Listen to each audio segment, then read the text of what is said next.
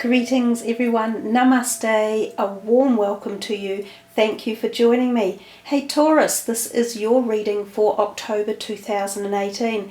So greetings to you all wherever you are viewing this from around the world.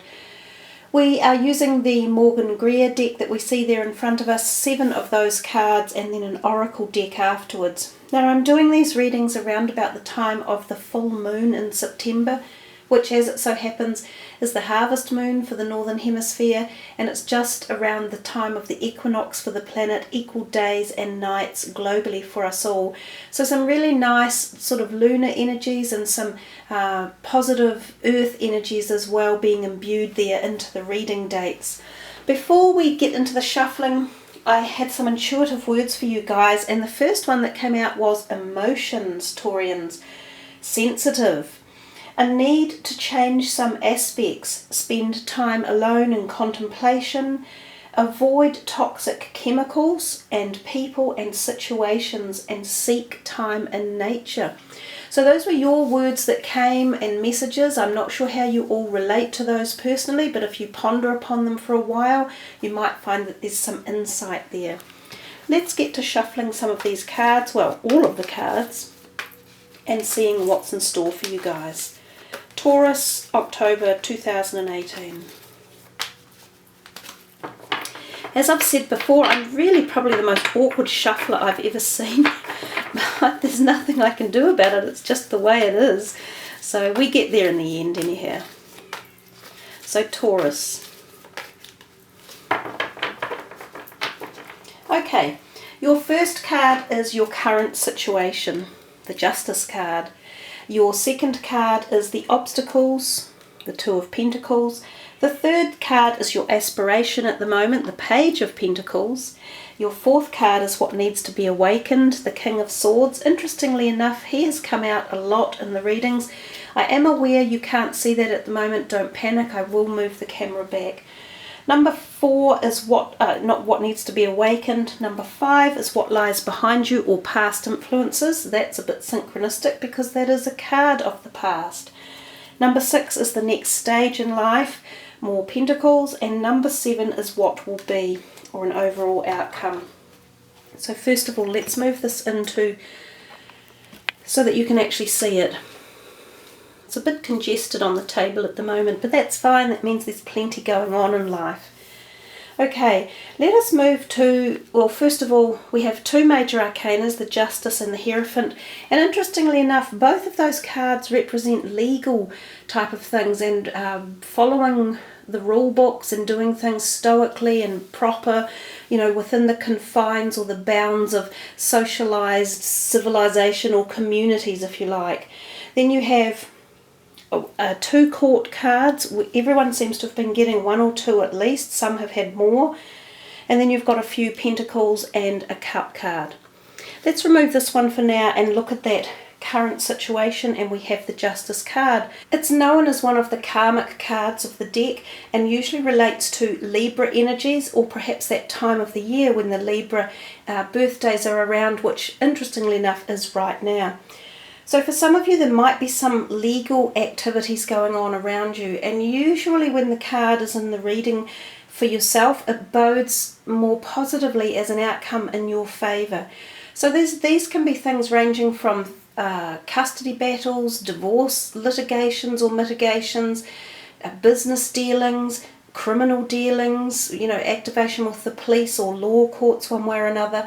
It can also represent a slightly deeper perspective in as much that there could be some karmic event or occasion or relationship that you've been involved in that is coming to a completion one way or another.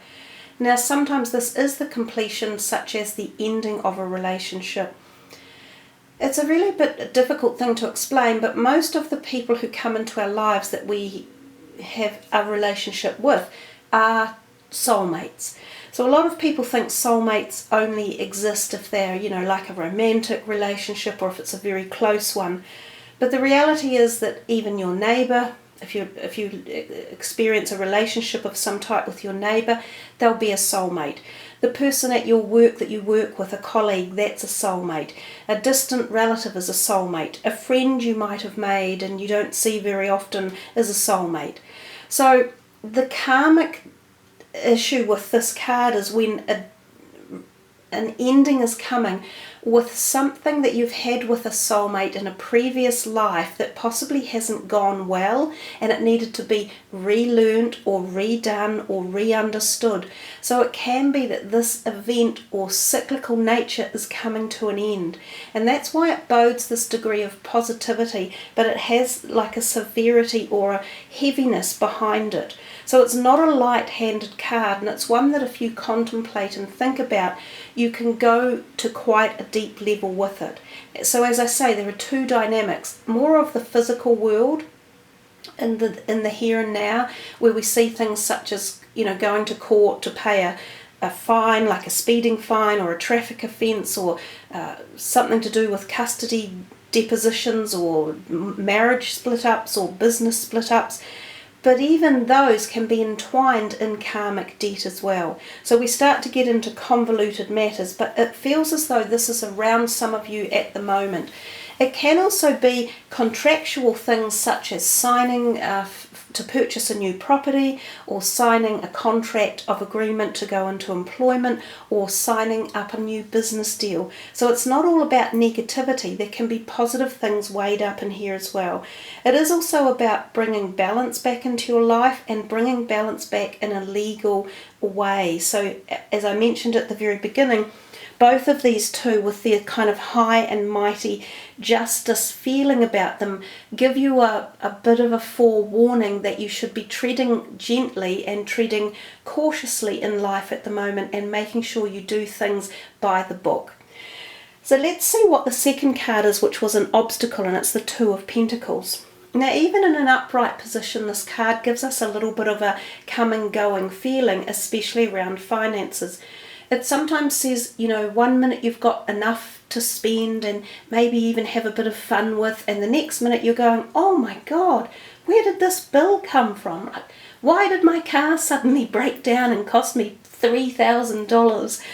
It's that sort of thing that happens when the Two of Pentacles is around. So sometimes unexpected debt that turns up. That's even when it's in the upright position. So if it's an obstacles card, it could be suggesting that this is more prevalent at the moment, that there could be more coming and going, that there could be more balance required in the area of your finances or your career. Now, both of those cards then, the Justice and the Two of Pentacles, sort of tie themselves in together, because they're saying the requirement for balance. So we've got that for the first two cards as a measure point for you guys. So what is it that you need to think about balancing in your life?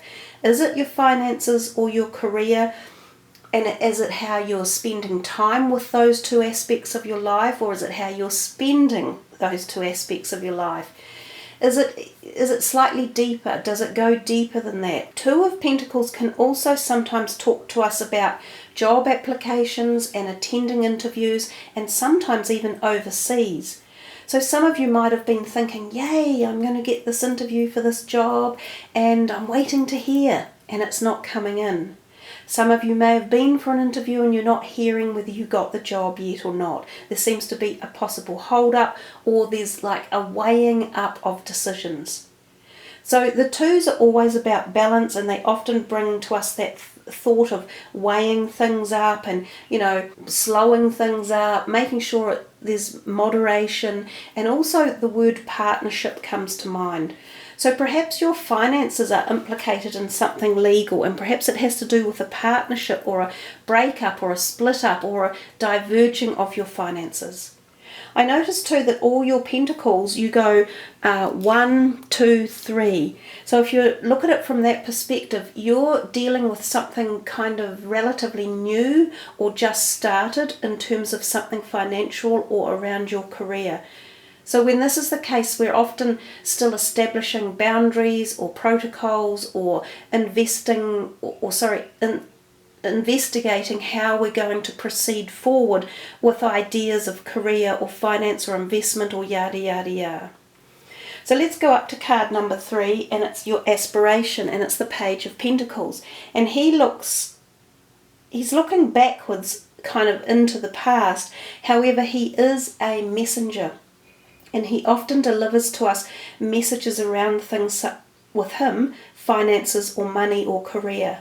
Now, if this is your aspiration, you've got some sort of dream around this about either increasing it, like money, or money coming in, or a pay rise, or an improvement, or a new job, or investing it, or obtaining it, or something about it. So you've got this aspiration of doing something new with your whole financial sector in life. And for those of you working, then obviously career is tied into your financial sector, because for most of us that's how we earn our money, through our careers.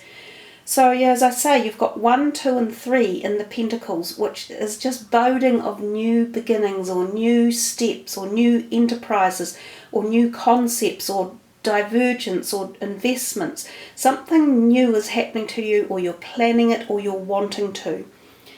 Let's go down to the 4th card, which is what needs to be awakened. Oh, and this can also be job propositions, job offers, and also applications, CVs, getting them out there and things like that. This guy, the King of Swords, gosh, he's been busy in October. And again, it makes sense. He's the Libran air sign energy. He's out and about, sort of celebrating that Libran thing going on. So he can be the lawyer or the accountant in life, because he often is a person who deals with communication and signing of documents or creating contracts. So if this needs to be awakened, it's almost like all these ideas or things that are happening up here, or legal implications or divesting, you need to then get it into paper, or get it to the lawyer, or get it to your accountant, or get a proposition for extending your business or expanding it or growing it or applying for a job.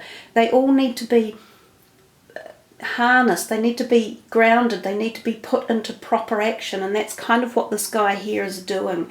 So take heed of the King of Swords and utilize his mindset and his communication abilities, because something tells me you need to be talking to something or someone about these concepts or ideas or events that are occurring in your life at the moment, and you need to act upon it. And I think that's what the King of Swords is. For some of you, he may be representative of a person who's more friendly, possibly new romance coming in, or like a good friend or a mentor or a facilitator one way or another, who might be supporting you or helping you or nurture you. There's that possibility as well. Although he strikes me as being associated with all of this stuff that's going on here. If we go to the 5th card, what lies behind you, which is the past influence, and it's the 6 of Cups, which is all about the past. It's about getting back to the basics of life and feeling that wonderful joie de vivre, I think that's how you say it, correct me if I'm wrong, love of life without judgment and without the adult understanding or concepts.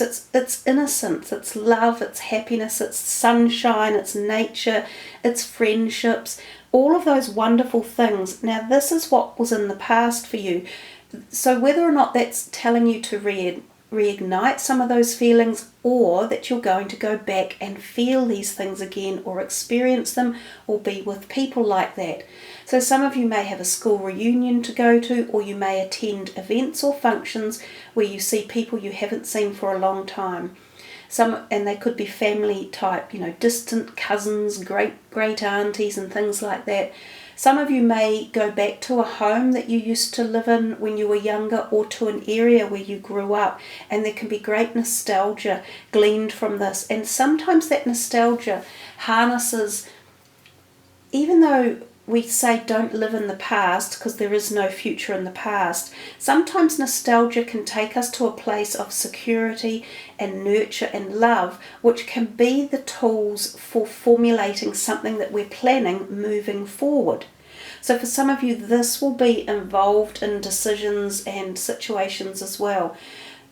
There can also be ex-lovers turn up at this point in time. Now this is where the karmic card might come in. Some of you may be reassociating with someone from the past, like an ex-lover or an ex friend that you haven't seen in a very long time, and there's some kind of healing process that could be being undertaken. It might be at the subconscious level or the higher, spirit level. You may not be aware of it, but that might be sealing off or paying off some sort of karmic debt, because that's what the Justice card can often indicate, as we've talked about earlier. So there could be a real connection going on there between these events and people and situations. If we look at this card now, number 6, it's what the next stage will be. And this is more structure around these pentacles and career and finances again. It's a good card, even though it doesn't look it. It always looks a bit bleak to me. But this is usually acclaim and award and accolades for services done, information learned, progress in your career, being a good diligent worker, pulling something together, and sometimes collaboratively within a team, and often with 3 people. It can represent a pay rise or a promotion. It can represent being moved into work with a team of people. So I guess you could say there's also the possibility here of a business forming or a partnership or alliance with 3 people, and possibly as a whole new trine, like a foundation down here and a trine aspect in terms of a new business or concepts or creative resource or force. It could be that your finances are being merged together with something else. You may be forming a trust, or you may have something to do with an inheritance. There's that type of possibility tied in with it as well. But it does bode well, and it is generally assumed to be a positive card. If we look at your very last one, what will be, or the outcome card, and we see this, kind of stiff old guy, the Hierophant. He's not my cup of tea, because he often kind of holds us into rules and boundaries, and he goes, now listen to me, and he's holding up his 2 fingers here, saying you must do things right, don't do anything wrong, don't push the boundaries and get yourself into trouble. He sometimes literally represents religious places such as churches or temples, and sometimes attending events at those places, sometimes a marriage, sometimes going to learn religious scripture or become more religiously indoctrinated. Some of you might be moving in that realm as well. Some of you might be uplifting spiritual initiations one way or another, and the Hierophant can represent that as well, although traditionally he is known more as a religious overseer, such as like a pope or a priest or something along those lines. I always do note the keys down here though, and they give to me a bit more of a sense of freedom behind the card, a little bit more of the hidden awareness that, when we tap into spirituality, there is another side to life, but you still have to follow guidelines and rules and regulations. And he's the gatekeeper. That's the right word for him. He's the gatekeeper of deciding who gets to move to where and how they do it and when it happens. So the best information and knowledge when he's around is apply yourself diligently, behave in the right manner, do all the right things. Some of you might even be setting boundaries here with new partnerships or relationships, and there could be things like a marriage, a wedding, a teaming up of a business coming together and forming all the strategies and the legalities that bind it. Those sort of things can also take place when he's around.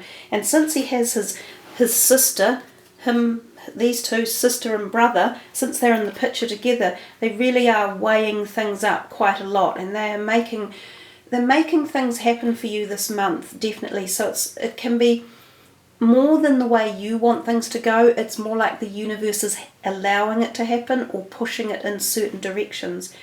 And I get the feeling that even though these are the major arcanas, and they can often take us more than 1 month ahead, I get the feeling this is more for October, and that it's happening kind of now. And there may have been all this stuff going on with relationships or legal things in the previous months, and it's all coming to action and fruition now. So with all that, let's put these cards aside and see what your last card for the reading is. So an interesting reading for sure, Taurians. There's quite a lot in there that gives us information about different aspects, or like set pathways for life at the moment for you guys. So this is for Taurus, and last card, what would you like them to know or be inspired with right now? These are Saints and Angel cards.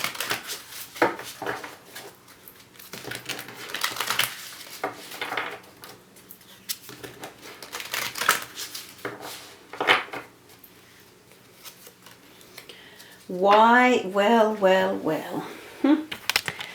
I love it. I love it when synchronicity is so specific. Wise decision. The wise old owl once said. And we couldn't be much more specific, could we, with our two jolly wise tutors in with the month. So I definitely had picked up that they were the main players for your month's reading, that they had weighted things into the way they want this to happen, but you have received even a higher message, if you like, or a closer connected message from your guardian angels, each and every one of you, about the fact that a wise decision is occurring, and it's one of these justice and hierophant type energies that is playing a role in this wise decision. So wherever it takes you and whatever it is personally for you, it feels as though there is a lifting off, as I said, of some sort of karmic debt, of some past legal implications that have been going on. So things are improving. They're moving forward in a very positive, appropriate manner. And indeed, the wise decision is there to let you know that it's all going to go better than perhaps than this issue or these things have been going in the past. So yeah, I think that's a nice way to finish the reading. They definitely still pulled themselves in, brother and sister, with their guardian angels. So I hope you've really enjoyed this reading. It certainly had a lot of very determined messages that wanted to come through. There's no way that we could change the shape or the outcome. And I quite like it when readings happen like that because they're very specific. So thank you guys for joining me. I wish you all a wonderful October ahead, and may you enjoy the wise decisions that are coming your way. And remember too, you are making them as well. So you use your logic and you make wise decisions. Thanks for subbing, everyone, and for leaving your comments. I love reading them all, and I get back to them whenever I can.